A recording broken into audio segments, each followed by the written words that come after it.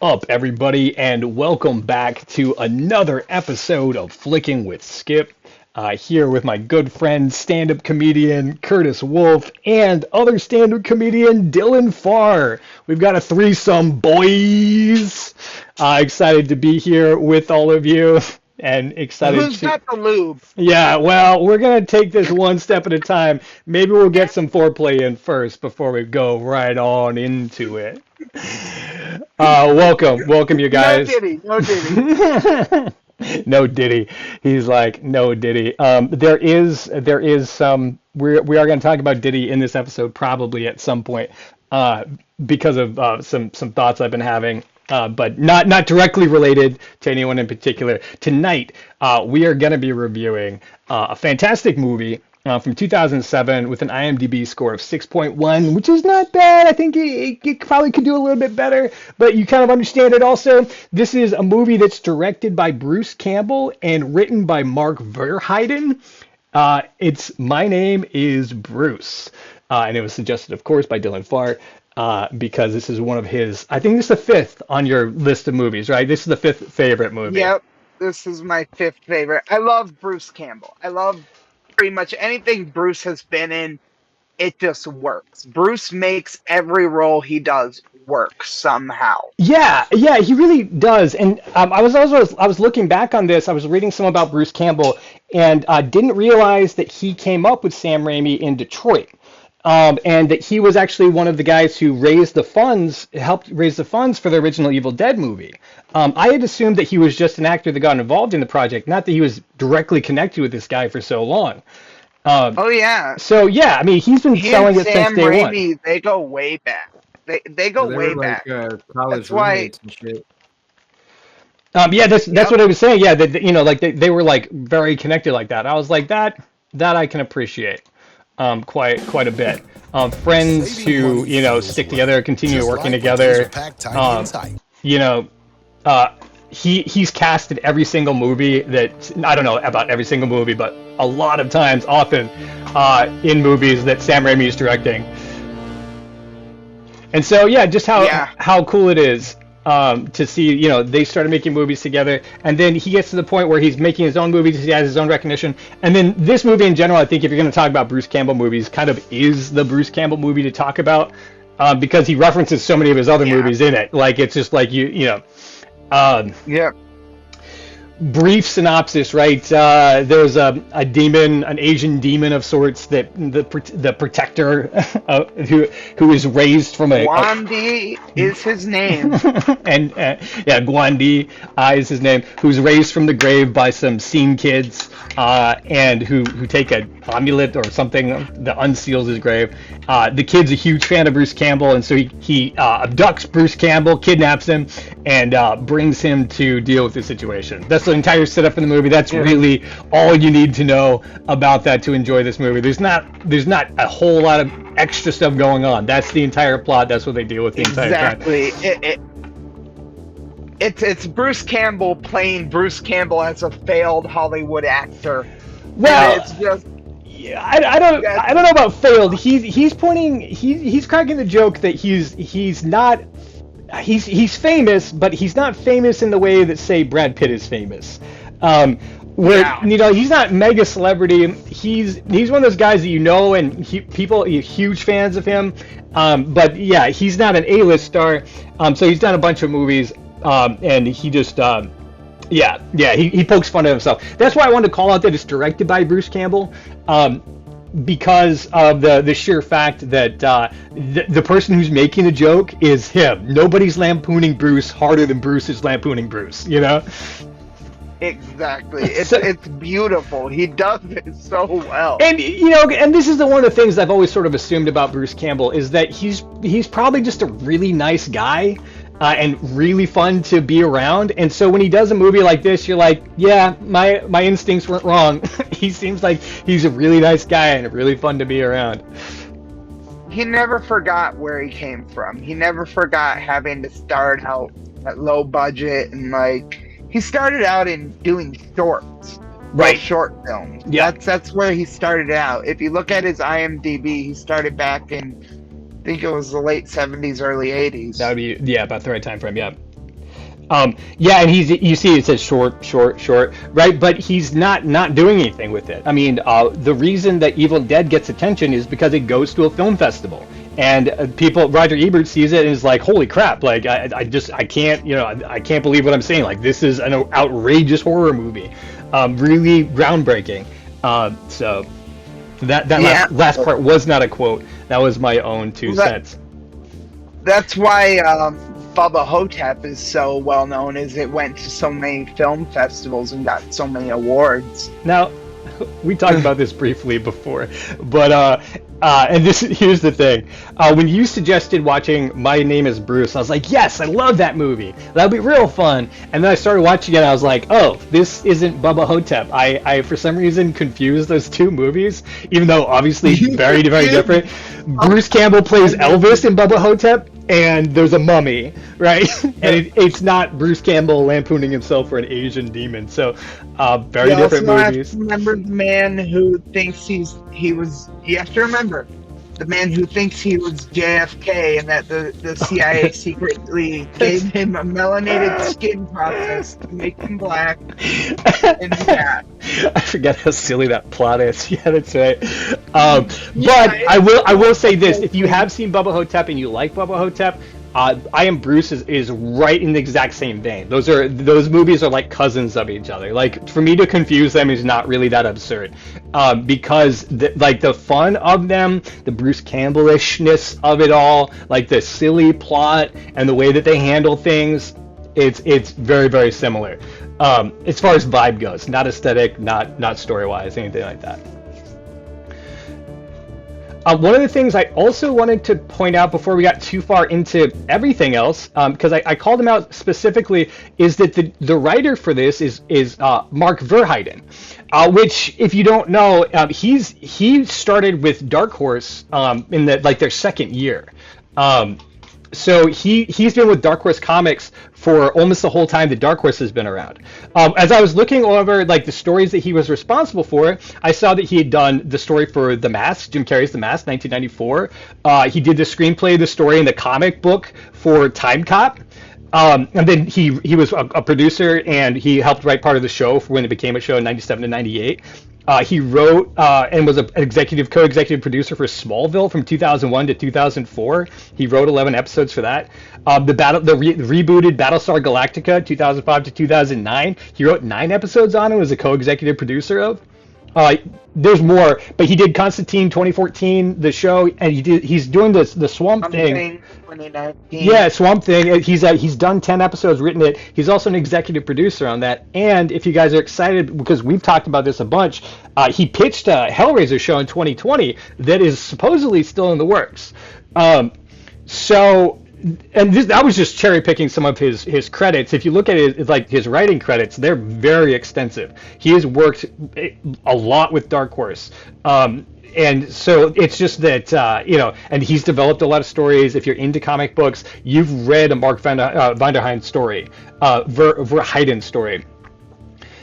So yeah, I think it's cool. Oh, he also was an executive producer on Ash versus the Evil Dead. There you go. Yeah, there you go. I mean, as well as the Daredevil TV series. Oh yeah, he's done a lot of stuff. And that's only his film credits. Again, if you go and look at his Dark Horse credits, you just scroll and scroll and scroll. Like, he's been involved with a bunch of major IPs that they've put out over time. He's the one who's responsible for the Alien storylines, the Predator storylines, and then so much so that he's named in the first Alien versus Predator crossover as one of the characters. Because he's so he's part of the development of, after the films, what happens to the comic books. Because I don't know if you guys know, because I have a lot of friends who are into it, but they know more about the Alien franchise and the Predator franchise, not from the movies, but from the comic books. The comic books have an entire universe of things that are going on, and yeah. When they approach the movies, I'll sit with them, watch the movies, and they'll be like, "Oh, this is happening because of this, this, and this. Like, this character is from this storyline, and this is why they're doing this." I'm like, it's got a legacy and a history. So and this is that guy. So we're not dealing with some. It wasn't like Bruce was like, "Hey, I'm gonna make a joke about myself." We're dealing with a very gifted and talented writer who does this, and it really shows, in my opinion. Like the story holds up well, the jokes hit their beats. There's fun character bits, and mainly it focuses on what it needs to, right? That Bruce Campbell is a goofy guy who needs to make jokes. So yes. I think that Like he's just. the whole Little Debbie, Big Debbie characters. That's just hilarious. I wanted to start with that scene too because I think that's so funny. Because it's two scene kids, right? This movie comes out as we were calling out 2007. So obviously that's you guys are of that group. You remember the scenesters of that time. And so they have the look. They've got the spikes on their shoes. They've got the eyeliner. They got the winged out hair. And so they're like really going for it. And we meet this character who loves Bruce Campbell and all of his movies. Let me ask you this, Dylan. Is he driving the Plymouth? When they're driving up and through the rest of the movie, are they driving the Plymouth from Evil Dead and other Sam Raimi movies? I don't know if that's the same Plymouth. I think it's the kid buying it. I think he's just buying a look-alike or a close model because he's such a fanboy. Wow, yeah. That's a better observation. Yeah, of course. Yeah, okay. So he has a car that's similar to it. Okay, I gotcha. That makes sense. It's a small little detail like that that's really, really fantastic. I hadn't even thought about that. Thank you guys for pointing that out. But yeah, that's why I was like, car looks really familiar. So you don't think that it's Sam Raimi's car? You think that they threw it in there as a reference, though? Yeah. Yeah, I think that would more be a reference of the fact of him being obsessed. I'll say that this movie it makes a lot more sense knowing that it was directed by Bruce Campbell, because I didn't know until the end credits, and I was like, this makes a lot more sense because this is basically Bruce Campbell throwing everything he's ever done against the wall, and then also referencing everything at the same time. Yes. With the lowest budget of all time. Like Bubba Hotep had a bad budget, but Bubba Hotep is like the same movie except it's I don't know. It was just more crafty. I don't know. This movie wasn't bad, but it was this was probably one of his worst, I would imagine. It does so many callbacks to the great. I don't know if you can say that fairly. It's one of his worst. I mean, it depends on what you're judging it by.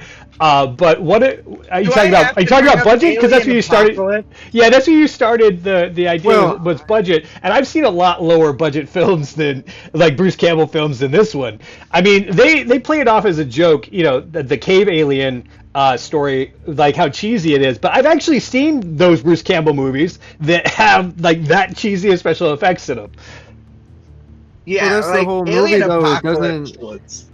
Yeah, Alien Apocalypse. I looked at his IMDb after I watched it, and there's some movies that I just want to check out that I know aren't going to be good, like Alien Apocalypse. Yeah. And but they're not bad movies. Like this isn't a bad movie. It's just a very low budget. There isn't much action at all. And then every time someone dies, it's usually the same exact way. Like they only had one. Like the effects the head getting chopped off. To do one fucking thing. The head getting chopped off every time. I'm like, okay. I mean, I guess whatever. The only kill that I liked was statement. Luigi. Luigi was the only one, and that was because it was funny. You talking about the guy who crawls to change the sign as his death? Yeah, that's pretty good. Ted Raimi's one of his other roles in the movie is the sign painter, which this is why I'm talking about like how funny this movie is. It's because every time they cut back, Ted Raimi's playing three characters in this movie. He plays his agent, he plays an Asian man, and he plays the sign painter, Luigi the sign painter. The best was when he was in the fucking. He was watching the bowling. He's like, "You can't bowl for shit." Right? I'm sorry. I love the voice.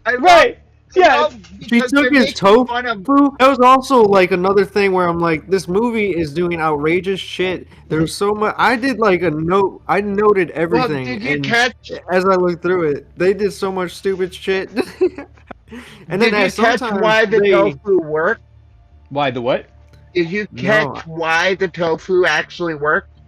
He wasn't No. just the Chinese god of war, he was also the patron Well, saint of bean he curd. protects the bean curd. Yeah, he protects the bean curd. Yeah, there's a shot actually. Let me pull it up for you guys real quick because I wanted to talk about But it. And it's since taking it like hostage.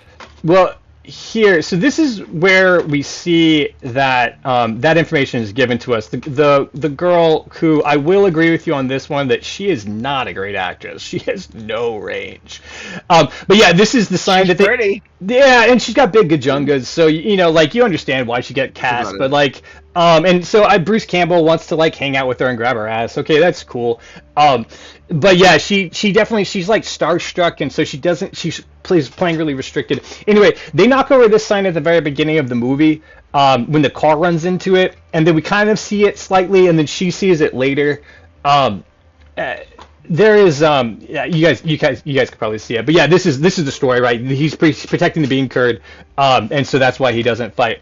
One thing I was confused about that I had to go to not Reddit but another forum for was I was trying to figure out why these letters were lit up like they are, um, and I'm dumb, but let me just pull it up here just so I got a response back from a user called Dinosaur, and he's like they don't actually mean anything. He's apparently read the screenplay and he Yeah. says in the screenplays those letters were just rubbed off and missing.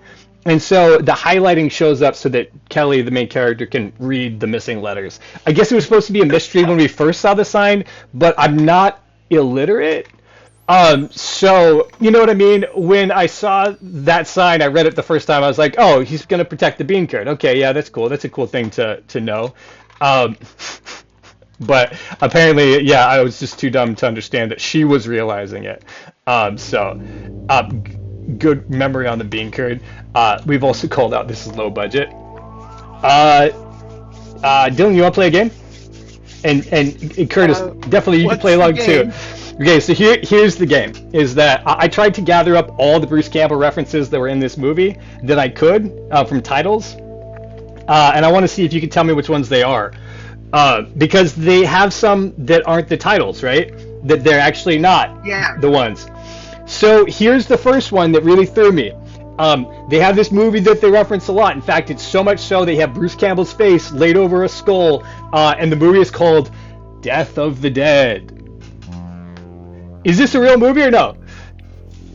No, it's not. Okay. No. And what movie do you think it is? Evil Dead. It was probably Right? Right? It's a parody title. You think Death of the Dead is probably Evil Dead, right? But there's- Evil Dead There's, existed. there's Evil Dead movie posters all over the place. So what movie are they possibly referencing? Maybe The Quick and the Dead. Is he in the There's Quick and so the Dead? many. I'm not sure. I don't think he They is. referenced almost all his There- big ones. Yeah, Maniac Cop they reference, which I didn't know that he was in Maniac Cop. I remember seeing Barely. it. But I don't remember. He's probably like a smaller. I don't remember. Mind Warp. Maybe it was. They were making fun of the cheesy movie titles that he had. Oh, Are you looking at these up? maybe it's. I'm looking at Nice. a movie called Thou Shalt Not Kill Except, and he's one of the writers on it, Okay. and it has a big skull on it. And yeah, so Okay. maybe Possibly, or maybe it's a working title that they used at one point that we don't know about. Maybe that's the smaller reference. Have you seen Mind Warp? no, I have not. Okay. How about Moontrap? No, I have not. Believe it or not, and that's Right. one I have to go back and watch those. How about The Man with the Screaming Brain? I wanted That to is check one that I've out because that was his other one that he directed. Oh, really? Okay. Right. I'd seen that one a long time ago. I didn't realize that was the case. But yeah, yeah, it has the same flavor. It has like a kind of a animators type of feeling to it. Where you guys know animators, right? Jeffrey Combs. Where it's like it's kind of taking itself seriously, and at kind of the same time, it's like goofy. because how can it not be with Jeffrey Combs in it? You've seen Alien Apocalypse, of course, Dylan, right? Yes, I've seen Alien Apocalypse because I thought it was just such a funny fucking concept. What is the concept? Is it that death comes to the Earth by aliens?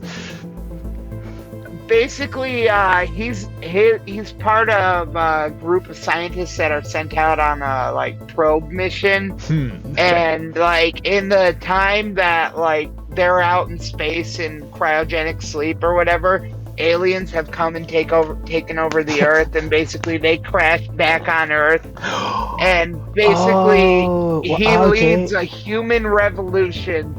He ends up leading a human revolution against the aliens and stuff. Like it's so cheesy. It's just I'm just like I love this. I don't know why I love this, but I love it. Do you know what this movie like really reminded me of? Like Scream to me. What's that? But it was just a lower budget version.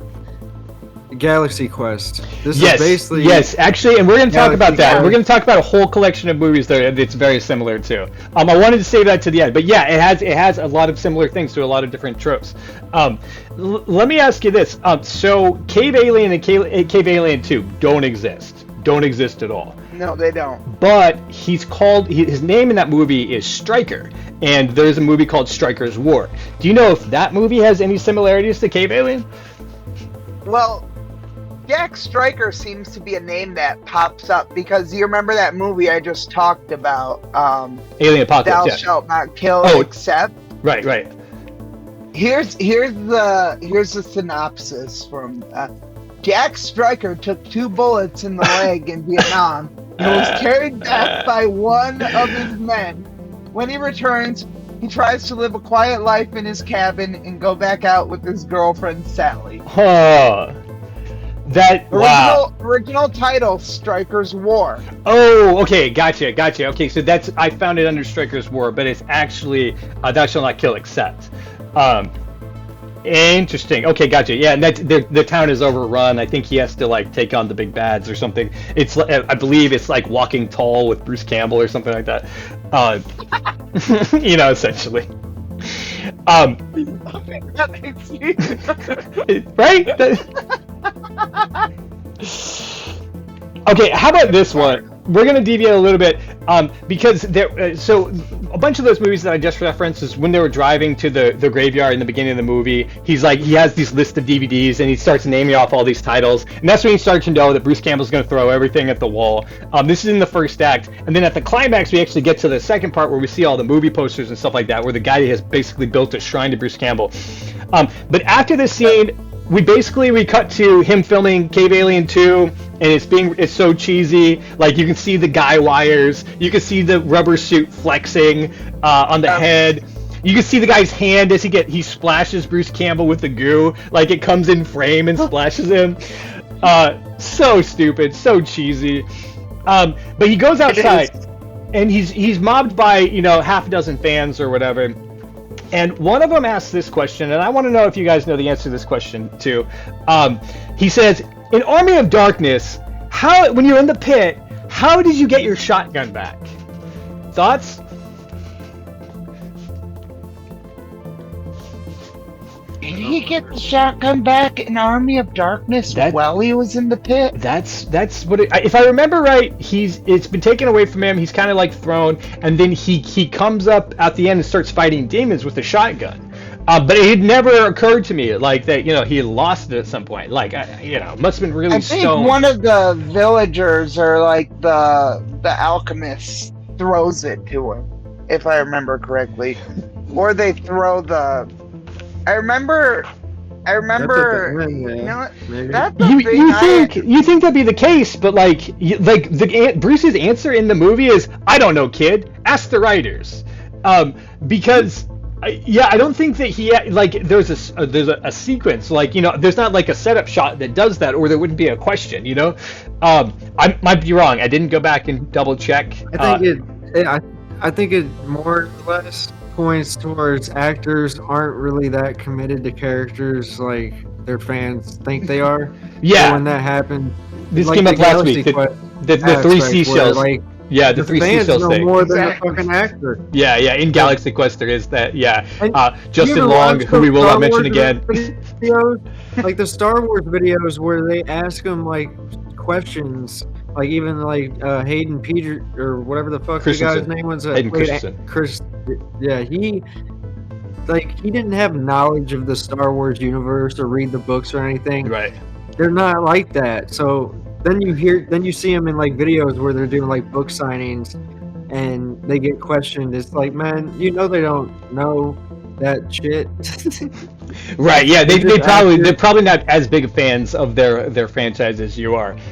There was somebody recently who was they had read one of my stories and they were talking to me about it, and I just looked at them like, oh wow, that's in there. That's crazy. Because I wrote it like 2-3 years ago. I haven't looked at it, and while I loved it while I was doing it, like I was like, man, I got other projects to do. Like I don't have time to go like obsess about my own work. You know what I mean? So I don't think it has anything to do with the level of prestige or anything. I think some people are like that, and then some people just know everything. Like it's just like a snap. They're like, oh yeah, I remember doing that. Like they talk about it with their like.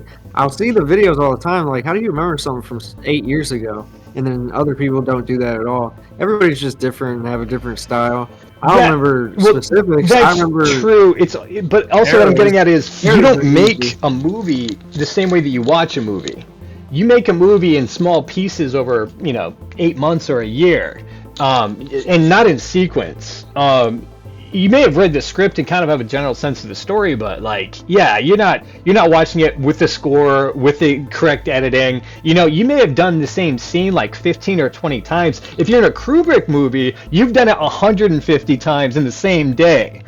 So like you're like, yeah, I have no point of reference that you have on your film, son. I wonder how, like, if it's because I hate looking at my stand-up, like the videos. Like I haven't watched in a while because it always is very cringy, and I wonder. Joaquin how many Phoenix said actors that. are like He said he doesn't watch his own stuff because he doesn't like the way that he acts. Which I'm like, yep, that's fair. Like I've watched a couple of my own performances that are recorded. For like fun, but you're your biggest critic, so I mean, I guess it makes sense. From the outside, though, like to me, I was watching somebody else. Like I was watching somebody else do it. Bro, you want to throw the whole conversation off track by putting a cat in there, man? Sorry, we had a guest. We have a special guest. So. How about this, Dylan or Kurt? Either one of you can try to figure this one out because I've been trying to chase this one down all day too. They reference this movie in this series where they're asking him these questions about all these movies. They ask him, "Why did you do Serving Sarah?" Now, do you know what movie they're referencing? I've never watched that. There's no Serving Sarah. It's not in his. There is. There's a Serving Sarah. What? Let me see. Yeah, it's on IMDb. I just seen it. Really? I think it looked like a rom-com. No, wait a second. That's weird. I scrolled through that so many times. Oh, geez, it's because I spelled it wrong. And this answers the other question too. Yeah, okay.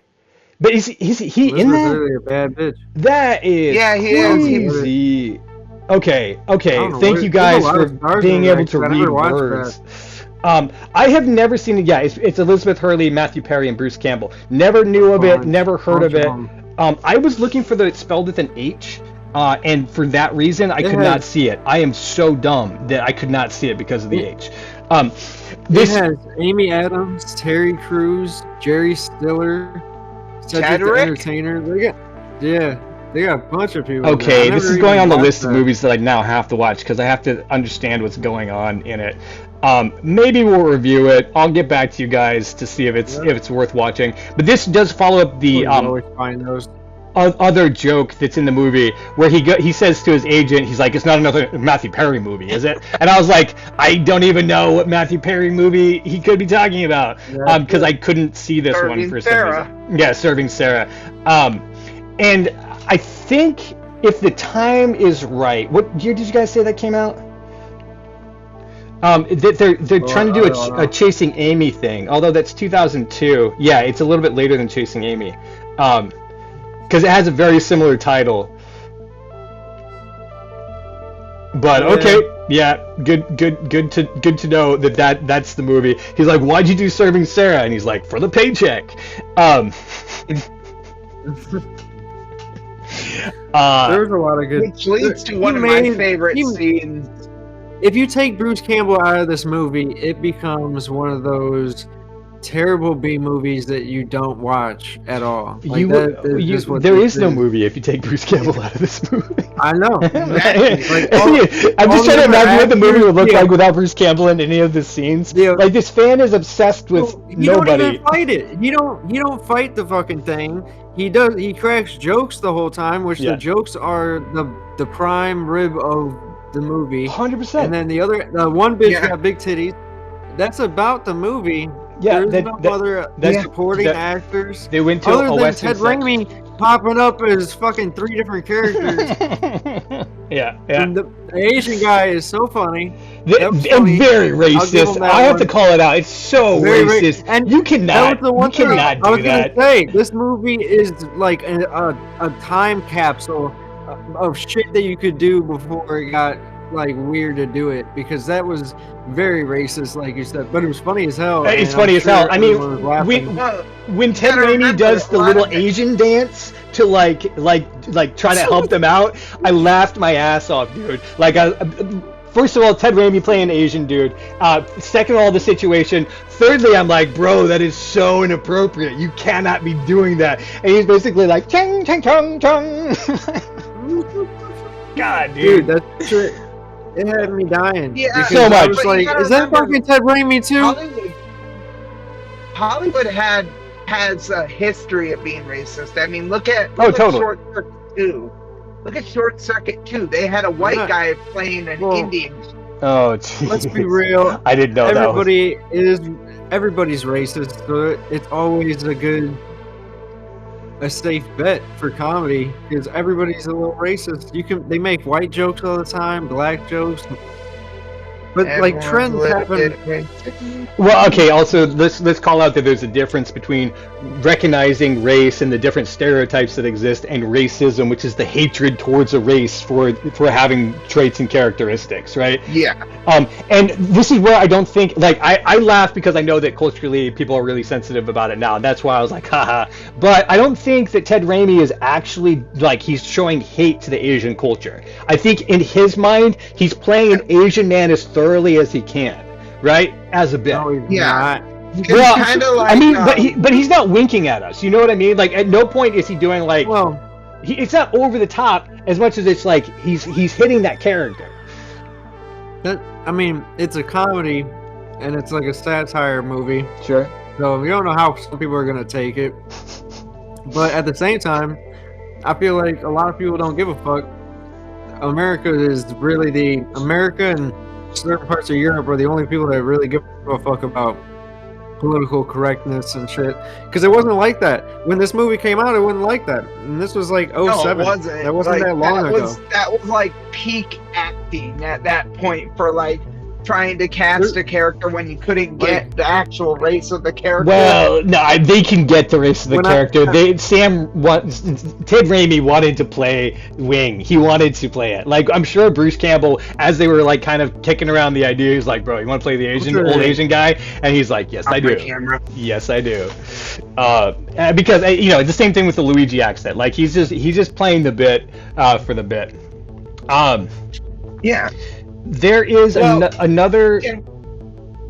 Can we talk about the elephant in the room with the or do you want to wait to get to the agent's actual surprise? Oh yeah, let's we will. It's just like cultural sensitivity.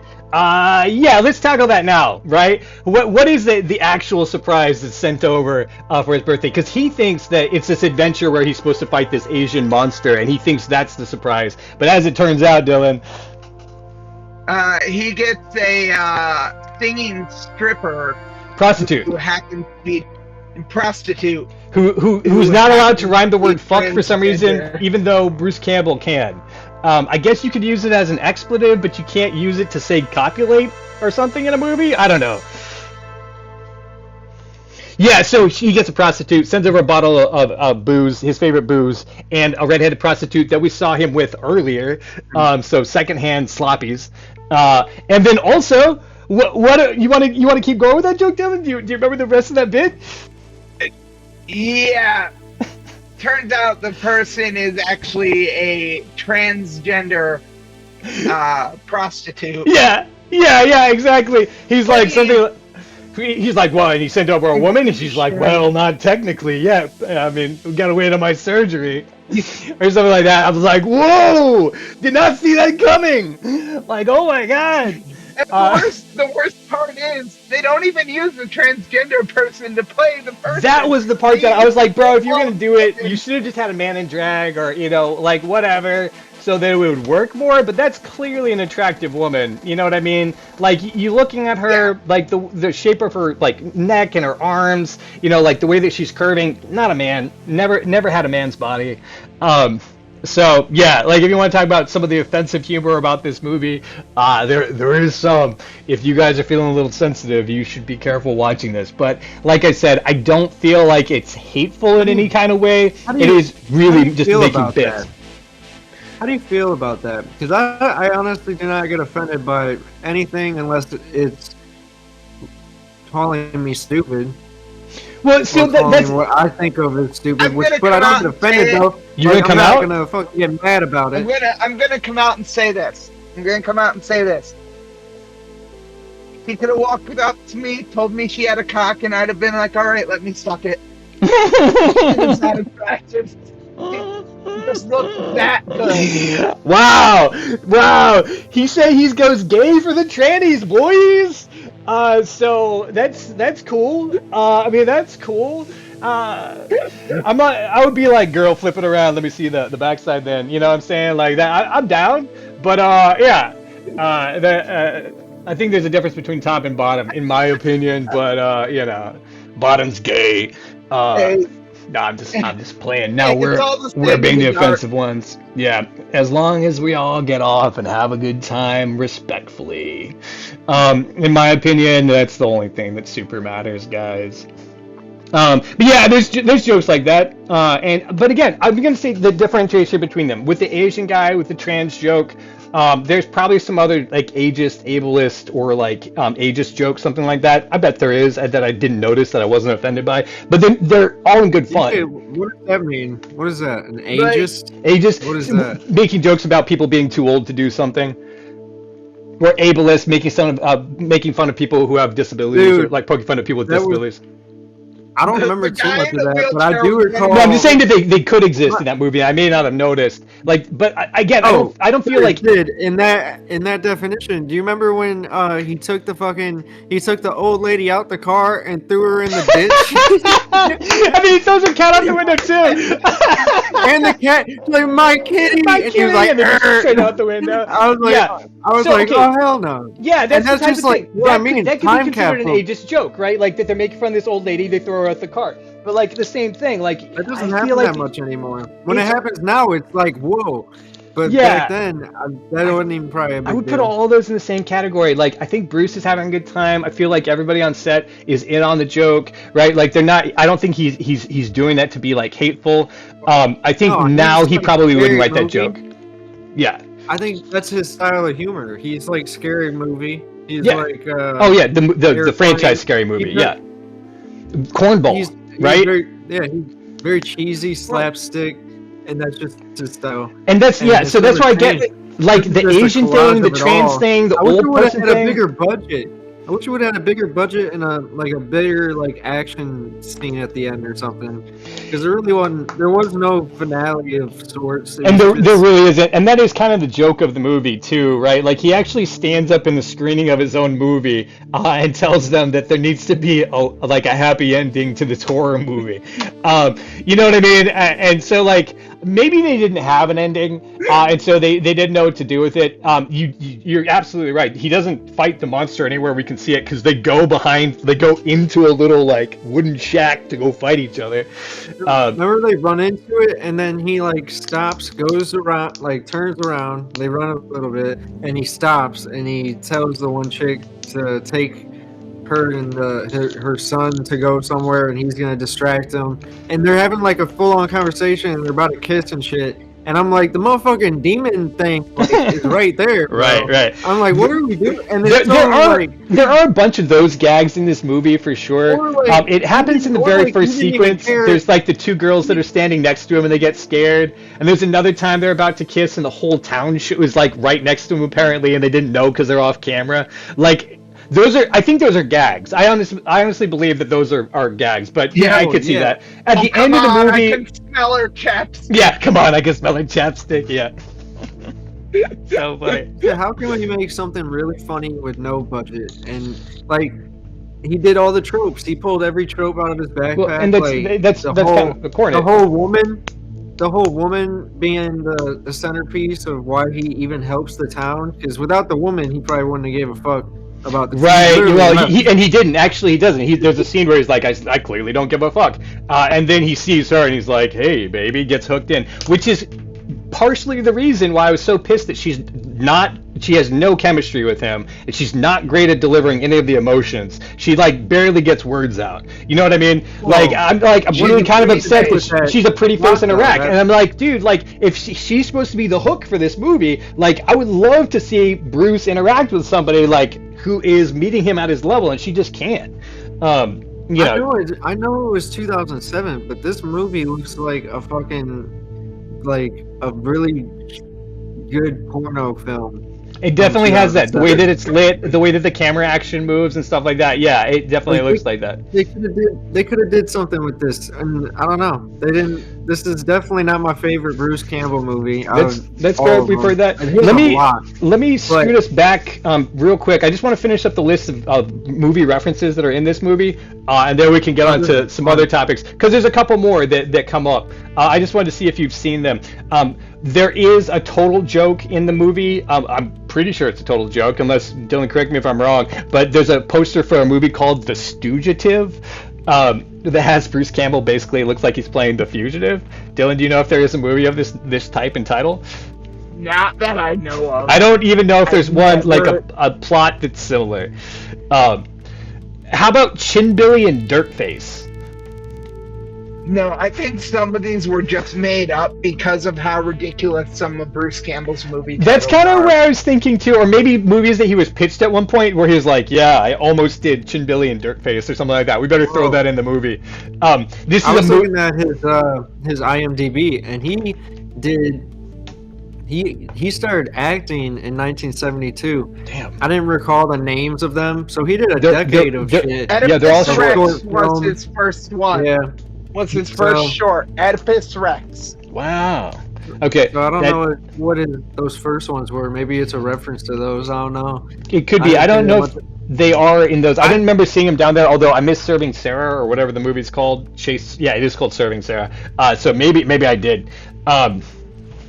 So yeah, that.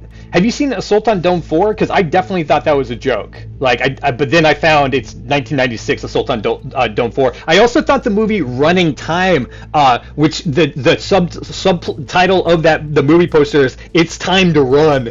I was like, that's a joke. There's no way that's an actual movie. No, Running Time is an actual movie, 1997. Have you seen either one of those, Assault on Dome 4 or Running Time?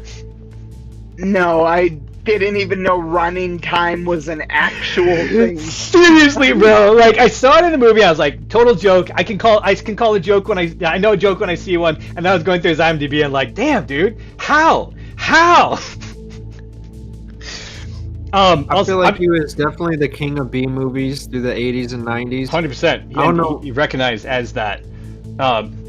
You were gonna bring up Evil Dead Regeneration. That's a video game. Oh, okay, cool. Yeah, I was wondering about that. Yeah, I was just wondering, is that a pitch they were trying to do? You know what? That really pisses me off too, because I love that video game. I played it as a kid. Really? And I always hoped that they were gonna bring Bruce Campbell back because I always watched him on Burn Notice on USA, and he still looked, in shape-ish. He got heavier, but I was like, he should come back and do exactly what that fucking game was, because that game was epic and it was insane, and it was there would have been a great next Evil Dead movie, but then we got that remake, and I was satisfied to a degree.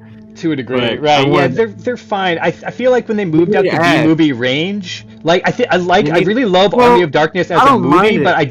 I don't like it in the same way that I like Evil Dead and Evil Dead 2, for the grittiness of it. Well, this Evil Dead 2 isn't really super gritty. It's more like a comedy slapstick.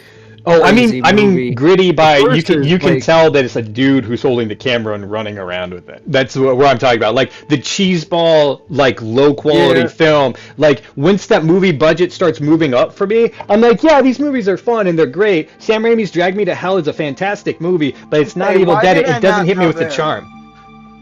Well, you think that, if you have someone that made art with nothing, you give them some money, it should only be amplified, and it kind of does. No, but for sure. Sam but- Raimi to me is a fantastic director. I love this guy. The Multiverse of Madness, I went to go see twice in IMAX because I was like, dude, and I haven't watched since because it was too amazing. Like, to me, it's not a worthwhile experience to see it any other way. I don't know if I have I don't think I'm like a fanboy of any director. Like, Well, and then thinking just all about the it, Spider-Man that come out. What I'm saying is that Sam Raimi is good. he's not a bad director. Like giving him more money was definitely a good thing. But I'm saying the charm of Evil Dead and Evil Dead 2 is lost as he loses that budget. Like when Bruce Campbell starts coming out of B movies and starts doing like, Serving Sarah as like a high budget film, like yeah, it's fun to see him there, but doesn't have that same, in my opinion, the same charm as the reasons I love Evil Dead and Evil Dead 2. He was in Cars 2. Like and that sort of thing. I mean, Bruce Why Campbell. did I not know this? I feel like Bruce Campbell proved he earned his chops with some of the serious things that he did in Burn Notice, and I feel like he could have did it. And then the Ash versus the Evil Dead was really good. So I don't know why they couldn't have. They could have did something. I feel like. I mean, maybe they could do regeneration still. I mean, because there's a possibility. Well, fucking late. That game was from 2004 or some shit. Like, I mean, I had those. bro, they reboot And then everything. I don't know about too Army- late. We're gonna be Army of old Darkness was people. What? They're gonna Who was just Army be of recreated in Darkness? AI. Was Army of Darkness like 92 or some shit? Like the series was pretty much dead when I was a kid. But I Yeah. always wanted them to do it, and now he's a little. He's too fucking old now, but maybe you could do some Crypt Keeper role, but he'll never be Ash. And I don't know who could be Ash now. Well, Sorry. Like they need an Ash. yeah, These you fucking bitches. are you getting need old. someone would have to wear prosthetics, I think, to pull off his facial structure. Because I have never seen an actor who looks okay. like Bruce Campbell. That You chin, know that what I You know nose. what always he wanted- did most recently? This is a guilty pleasure. I always wanted the dude that played Joey in Friends. I always thought he could be a good Ash because he had facial expressions and he was funny and he seemed kind of similar. Yeah, but Matt That's the LeBlanc is really old now. Like he is Yeah. as old as Bruce Campbell is. I'm Yeah, guessing. this- Yeah. But yeah, no, Old, he- old little fan. But- if they've done it near cast. Friends. What did he do I recently, can't Dylan? think of anyone now. Okay, in 2025, he was a demon in Invincible. But most notably, a Winnie the Pooh Christmas. He was the voice of Owl. Really? He was fucking Owl. That's interesting. I can't see him doing that. I mean, obviously he did, but you would have a Bruce Campbell. He's funny. He's charming. He's good looking. He's not a great actor. He's sincere and he's amusing, but he doesn't, like that.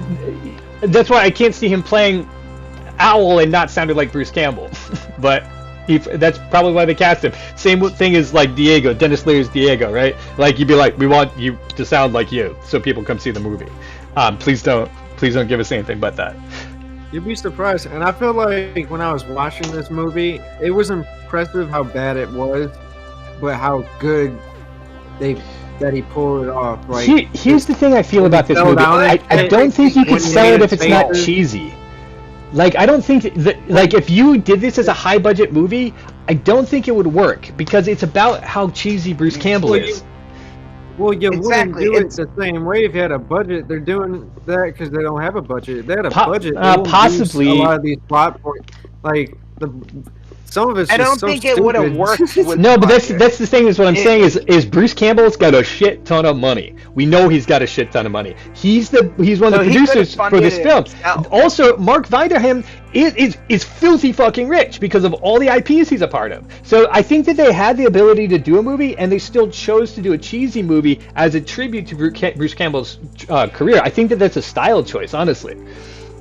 Like, and we see that it's worse, but like maybe not all with all the acting. But like, yeah, just like they're doing a lot of the movie tropes. Like, it's going to be cheesy blood, it's going to be cheesy gore, the monsters are going to fight off screen. So yeah, I don't think that they don't have money. Why they decide not to put that money towards that film, that's going to be for the history books. Guys, comment below if you want to comment what you know about that.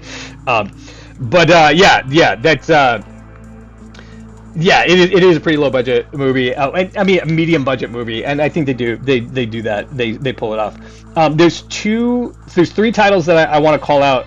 That just before we move on, and then we can put this one to bed. There's actually Adventures of Briscoe County is a reference in the movie, which is a great Bruce Campbell film. But there's another couple that are in there. One called Hatred of a Minute. Another one called Kurtastrophe, the name Kurt with the word astrophe after it. And then there's a final one called Blade of the Skull Ripper. And just cheesy names. That was a short film that he talks about making in like Little Place, Michigan. That's right. Flint. Yeah, and he's like, Was oh like no, his Little film, Place. A bunch of his friends and him. Yeah. It Uh, was a bunch of him and his friends making what they thought represented their hopes and their dreams. Oh my God, you're absolutely right. You're talking about how he's saying that was his first movie, Blade of the Skull Ripper. Yeah, you're totally right. And the kid's actually wearing the shirt in the opening shots of that movie, the Blade of the Skull Ripper T-shirt. There is also, if you're looking for it, at the climax of the movie, when they walk into that shrine, one of the first shots you're going to see as it's panning around the room is right in the middle. There's this movie called Kalios. And I just want to call out this. This is actually the guy's name. It's the movie director, the fake movie director in the movie who's directing Cave Alien 2. His name is Kalios, and so they give him a shout out in the film too. That's all I wanted to call out for those guys. It is funny. The kid's wearing a Bubba Hotep shirt throughout most of the movie, or on and off throughout the movie. But he doesn't have any movie posters anywhere of Bubba Hotep, which fits with his character because he's pissed off that everybody likes that movie when he thinks there's way better Bruce Campbell movies than that movie. Yeah. Yep. The ones he picks as the better movies are some of the worst ones. Yeah. Well, I think he was trying to, the writer's trying to like point out like this guy right here, like he's a hardcore. Fans are not gonna be like agreeing with the mainstream. Most Yeah, of the yeah, time. exactly. They're Like gonna he's a go hardcore cliche kid. thing. Like he's a connoisseur. I just like right? the way his hair. I like the way his hair looked in that one. Like those are real fans out there. Yeah. They're like, Yeah, it's that's crazy. not a Like Nicolas some Cage people, movie because he looks like this or whatever. So. Right. I was gonna Right. say this movie actually has a proposed sequel, and Bruce Campbell said he's gonna direct it. That was When did that come out? When was that announced? that was announced in 2015, so it's been a minute. But Yeah, that might not be. That's a long time to be in the works, is all. Do you have like a link that you're looking at? You want to share? Drop in the chat. oh, it's just wiki. I'm Okay, looking at all good. the- I I hate was to say trying to that, see how they but- made the movie, but I'm not seeing much how they. Hollywood Hell. Seemed like a You gotta passion remember project. this. Sorry. No, it's all right. Hollywood Help. All right. I'm not. You gotta remember this. Like, look at 2018's The Meg. Okay. That Shark movie, movie, yeah. the movie rights for that got snatched up in 97 when the book got big. Damn. The Meg came out That was a couple years ago. 21 years. That was in 21 years of production hell. Yeah, before it ever saw the screen. That's fair. So that's fair, but it's also timeless, right? Like you can do a shark movie whenever. There's kind of a ticking time on a movie about a certain person. They might die, they might be injured, they might not be famous anymore. So yeah, that's for me. 10 years seems like a long time to do like a passion project like that. But he still has a hardcore fan base. He probably still could get away with it. Anyway, Bruce is well loved, especially because of how well Ash versus the Evil. Right. Well, I guess he could come back and do that sequel, right? My name is Bruce too. Did so well. Love with Bruce all over again. He might have just been fucking busy, because if that came out around then, that's when he started Ash, and that just ended a couple years ago. So who knows? Maybe he just restarted it. Yeah, it could be. Yeah, it could. I mean, maybe he wants to just play the time to see how long all that would happen. See how it play out. I love the bit. Like one of the things that made me laugh about this movie. He's the director. He obviously approved the script for it. He's the main character. One of the first things we when we first meet him, he's an asshole to people on set. When we first meet him in the movie, and then there's, they cut, obviously. He's hitting on women, and he's such an asshole on set that there's a dude who makes him drink his own piss because he's asking for lemon water. And then he's like, hey, that was good. It's hot. First he's like, this is warm. And then he drinks it anyway. And then he's like, man, that is good. Dude. But see, that was where, like, when I seen that, I'm like, okay, we're going into, like, scary movie parody verse. Yeah. Because of that. This is slapstick. Take it seriously. Yeah. And that's one of the reasons I think Bruce Campbell stayed doing B movies for as long as he did, is because I think that he likes doing that type of comedy. Like, he likes being a big goof. We talked about it last week, but like one of my favorite physical comedy bits in all of cinema history that I've seen is him fighting his own hand in Evil Dead 2. I think that's one of the funniest comedic bits. Classic. Yeah, it's just one man pretending like his hand is out to get him. I just think they could have done something different, like make zombies or something, because that's much less of a hassle for practical effects. If they did like a zombie awakening thing, they had to put the fucking amulet back to whatever, do the same story but zombies, and so he can actually do some kills. Because that fucking thing that they had, that Asian fucking wizard, he doesn't get to fight it or anything. Yeah, it doesn't happen at the end. He doesn't fight it, but it also just looked weird too. It doesn't look normal. Like they could have just did some zombie for that was the fact that they wanted him to be an inept actor that didn't know how to fight, didn't know how to do these things. Right. That was the whole point. Is that that makes complete sense. Actually, the actual thing he's fighting, he needs to be like something cool, and then maybe he can try to fight it. Maybe. Well, there's a couple of fun bits based off what Dylan just said. Is that he doesn't know how to do anything. We know when he goes gun shopping, he has no idea what any of the guns are. And then when he finally has the slide lock gun that he's running from the monster, shooting backwards at it and shooting like citizens. Yeah, like he's shooting down people. That's where the movie is. And they're like, stop shooting! Because he doesn't even, because when he buys those guns and shit, he doesn't even know. He still thinks that they're they're LARPing, and this is just a birthday present still. Right. So you don't really even it's only like 20 to 30 minutes where he even knows that this thing is real of the entire movie. So the movie's just a bunch of jokes and then like some bad effects at the end. Then they literally run away from the fucking plot because they don't want to be by it. There's they show a couple shots and they go back to Bruce Campbell. They know what the fuck. Well, it's not the Curse of the Haunted Graveyard. That's not the name of the movie. The movie's called My Name is Bruce. I went to the movie because I wanted to see Bruce act like an ass and like be goofy, and then get out the situation. That's all I wanted from the movie. Like I wasn't expecting it to be a horror movie, actually. From what I've heard from But, fan like- interactions, Bruce Campbell's like one of the nicest guys. Yeah. Very Oh, down to yeah. Yeah, earth. and that's why the first And part so of this the movie is fact so that funny to me. Like he- him being a prick, right? Exactly. That's the exactly. bit. Like That's the bit. that's the entire joke of the movie is that Bruce is this just failed nobody like that nobody actually likes. When in Homie- reality he's like the biggest teddy bear you will ever meet. Right.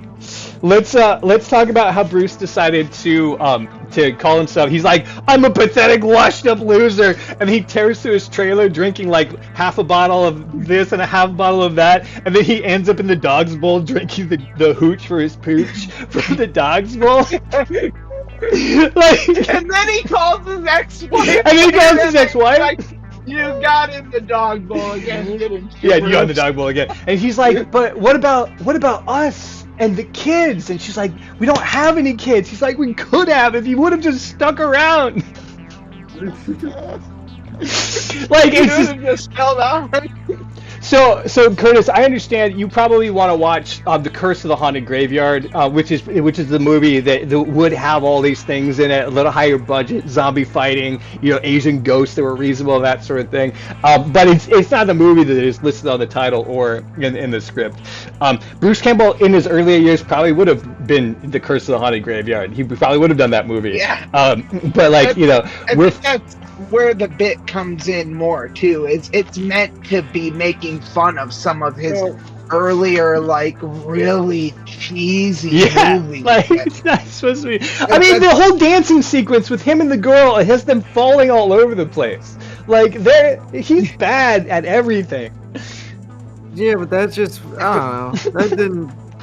That didn't do it for me That's okay. particularly. I mean, I when he was found in it- Evil Dead 2, that is the perfect blend of cheese and just a good film in general. The effects, everything was pretty. It was enough. It was a good blend. He had terrible movies too. To highlight them all, whatever. Do the callbacks. But, Yeah, like, and that's the filming, whole. The style was just so low budget that it can't be. And then it was just like a tribute to Bruce Campbell. That's it. much. Yeah, that's what what the it's- movie was. My name is Bruce. Which is I love cool, I Bruce guess. Campbell But you because have to he be a can big make Bruce fun of Campbell himself. fan because I haven't even seen all the movies that are referenced. Like, Right. I've See, seen a lot, but not all of them because he isn't that good. I mean, he's an icon of B movies. That's Yeah. that's like the worst piece of fucking shit. yeah. I So love he's not, like I said. I agree. He's not a great actor. He's a very genuine person.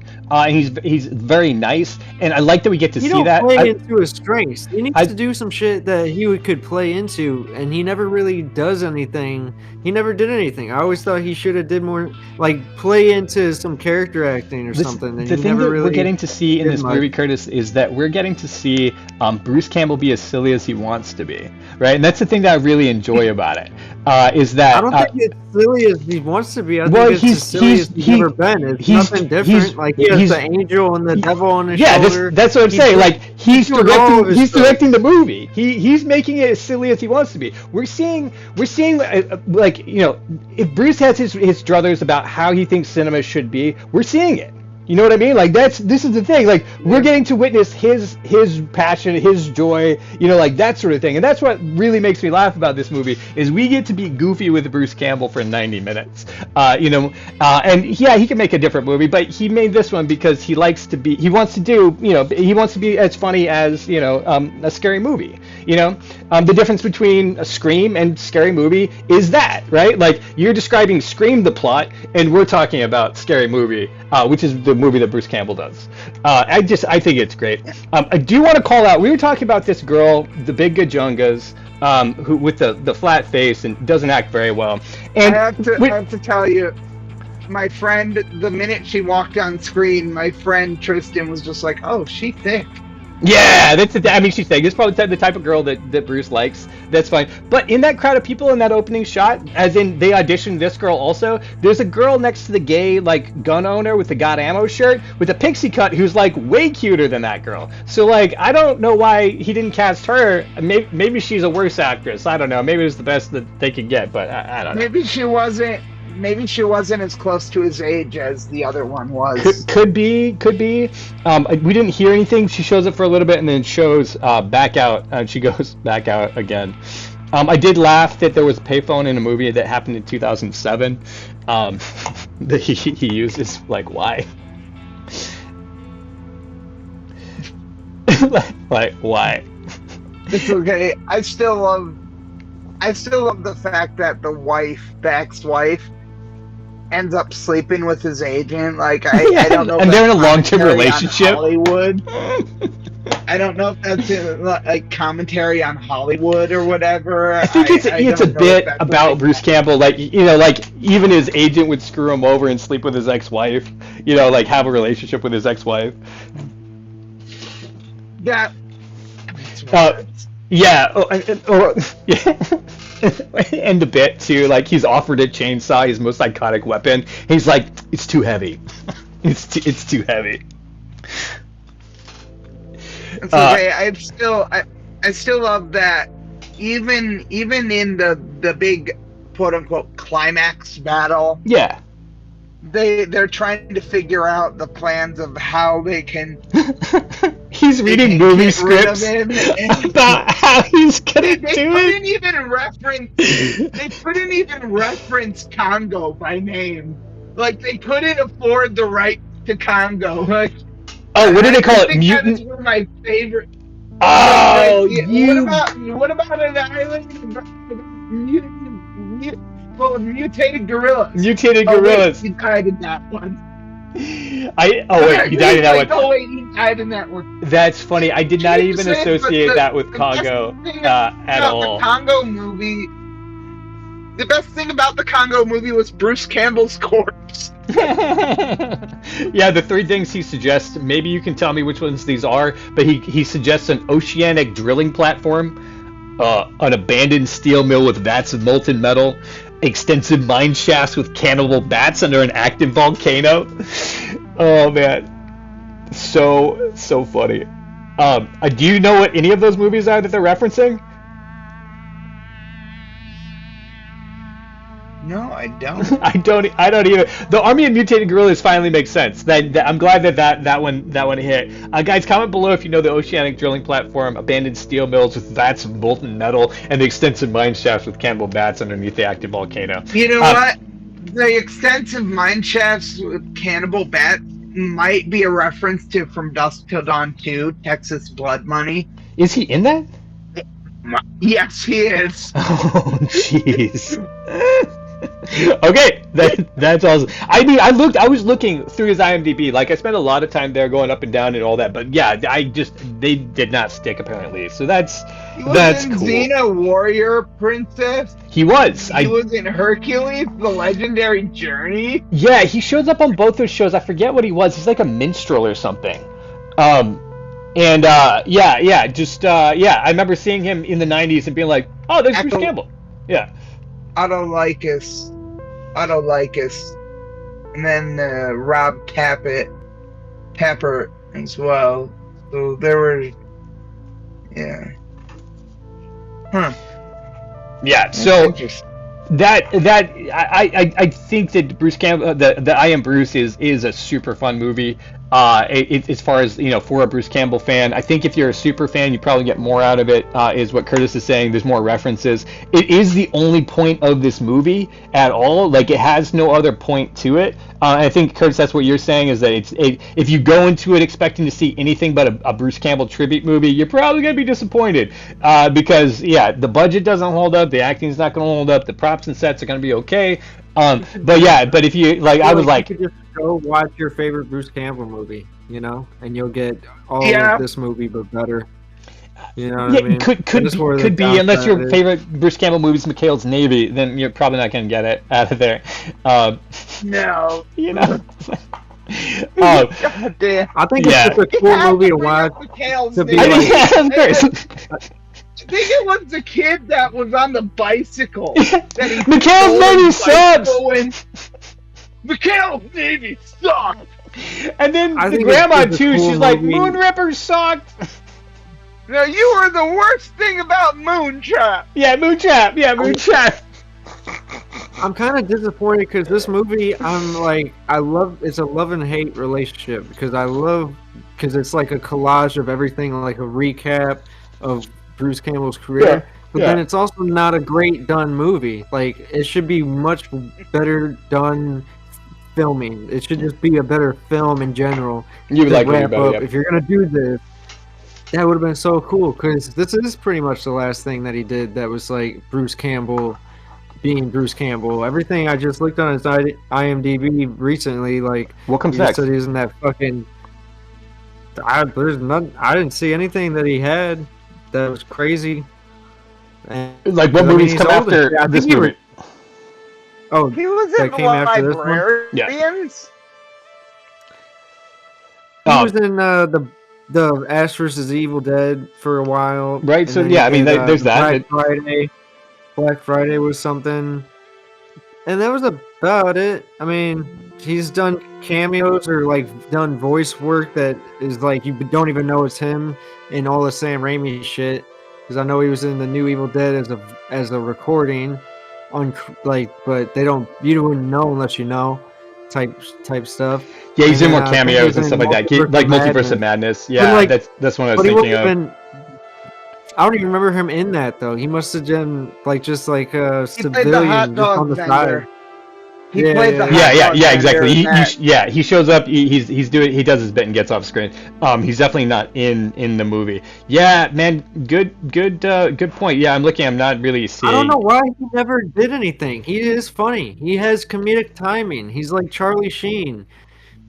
Why never did he do anything? It's so beyond me. I never understood. I never got that. I don't know if he got blacklisted or what, or if he Also, disagreed. He Was may have difficult to just work made with his producers money. or something. You know. So. Yeah, That could be it, but then I don't know. Like he don't get no credit for anything. Like even Mel Gibson, fucking does good, like not great movies, but like good production and everything. he's not even Bruce that Campbell old. don't Actually, do he's only anything. like 60. No. Yeah, That's old. he's like mid-60s. He's not that old, especially in Hollywood. I mean, like he could definitely be doing some roles. Yeah, hopefully he'll have some more Could do in something, yeah. the end of his career, which would be It looks like he became a pretty, like, he did a lot of producing as well. Like, Yeah, and Evil that's- Dead Rise, he was a producer on that. there you go. the That's gonna make Evil you Dead money. Rise Yeah, film you don't have to. from You don't have to be in 2023. front of the camera to be making that money. He did just do a TV show on Peacock, but I don't think it was good. It was Hysteria. It was Okay. about demonology, and it was like in the 80s. He played like a sheriff or something. All right. I didn't watch it, but Oh, the I don't 80s, know. the He Satanic needs Panic to- coming up and everything. Yeah. It would be fun. I would Yeah. definitely go see a Bruce Campbell movie if it came out tomorrow. I'd be like, hell yes, sign me up. I don't even care what the plot is. I just want to go watch him because he's fun to watch. you would- Yeah. All right. So, Dylan, do you have any final thoughts about this movie? About My Name is Bruce. Yeah, or any of the other tropes that we've talked about at all? Honestly, it's a trope that's going to keep popping up. That Oh, is, yeah. I think that it will. What's going to happen is Yeah. Hollywood reuses these tropes over and over. And, you know, some of them are going to be good, some of them are going to be bad. And that's the best that I can break it down to is that, you know, if you want a Bruce Campbell movie where he's being a badass, go watch The Evil Dead 2 or Army of Darkness. He has or so something many, like that. so many great movies where he's doing that. Yeah. For me, like I Yeah. said, I started watching this movie Yeah, about 6:30 in the but if you morning, and I was laughing all day long. You know what I mean? Like just rethinking about the movie, the bits. Like we were having such a blast. Like just reliving like the jokes and how silly it is. Ted Raimi playing 3 characters in this movie, so funny. Him like. In the opening bit of the song, you see that it says population 333. and then it cuts back to earlier, and it says population 336 at the beginning of the movie, and then Ted Raimi is going Yeah. to he literally crawls up to the sign after he said, "I hope there's not one more death," and then he's the one death, and he puts Yep. the zero in place. He has to end the zero. Like, so funny. I'm sorry, dude. that's great comedy. That's just a great little thing. Yeah, like that's the spirit of this movie. That's why like the main character, like the female love interest, like not being great or like lighting whatever. Like I don't. That's not the focus of the movie. Like I want to see Bruce be as goofy as he possibly can be, and that he does that. Like him driving back in a beat up truck to his beat up trailer, and being like a worthless drunk on the couch, and he doesn't have food for his dog. He only gives his dog alcohol. Like to me, oh my god, so funny. Yeah, that So funny. hooch for the pooch. Hooch, yeah, hooch for the pooch. And then just the fact of the ex-wife being like, "You got in the dog bowl again, didn't you?" Like, Got in it's the not dog the first bowl. time it happened. Right, again, she says, "Oh man, so funny." I love Bruce Campbell for being that way. I'm glad that he, in his later years, got to be this way. I think that Hollywood has a tendency to chew people up and spit them out, or make fun people hard. I think you see that with Tom Hanks. Like, he started as a really goofy actor, and then you see he's gotten to be like a very like serious person. And I think that's because of the business that happens.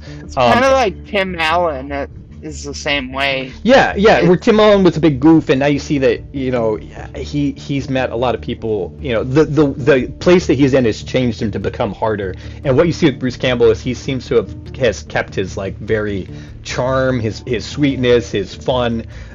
Is childlike innocent. Yeah, and you see that at the end too. Like, that's one of the things that I loved about this movie is you see him playing a dick. He's doing it as a joke. We all know it's a joke. And then when he's sincere with the love interest at the end, you see who I feel is like the very like clear Bruce Campbell.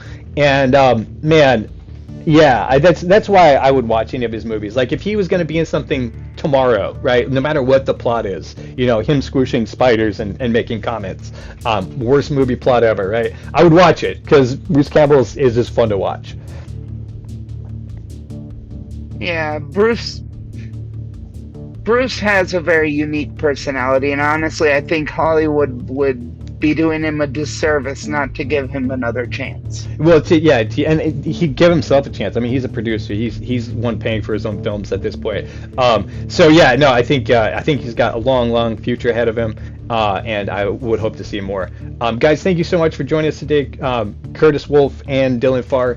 Thank you guys for being here on Flicking with Skip. Guys in the audience, if you would like to catch more of this and what we're up to, you can check out coxinspace.com, coxinspace.com. If you want to find Dylan, you can look him up at Autistic Spitfire Comedy on all the socials except for Facebook, which is his government legal name. Dylan Patrick Farr. Also, if you guys want to find out more about Curtis and watch his stand-up, you can Google him, and you will find all of his stand-up options. Well, thank you so much. We are checking out for the evening, Dylan. Until next week, remember, we are going to be meeting with Kate Leo next week. We're going to be reviewing a couple of Billy Wilder films. So I'm excited. I hope that you're excited. Can you send me a list of what films we're going to be watching? Yeah, definitely. I will make sure I put it up, and I'll send it to you specifically. I can't remember off the top of my head. One of them's Sunset Boulevard, and the other one is one of his worst films. But I can't remember what it is. But we'll be checking that out next week with the very lovely Kate Leo, who is taking us down a rabbit trail that I don't generally go down. And then we'll see what happens next. Maybe some of your top 5, maybe JCVD. We'll see what happens after that. But stay tuned. Thank you again for tuning in, and we will catch you all later. Bye!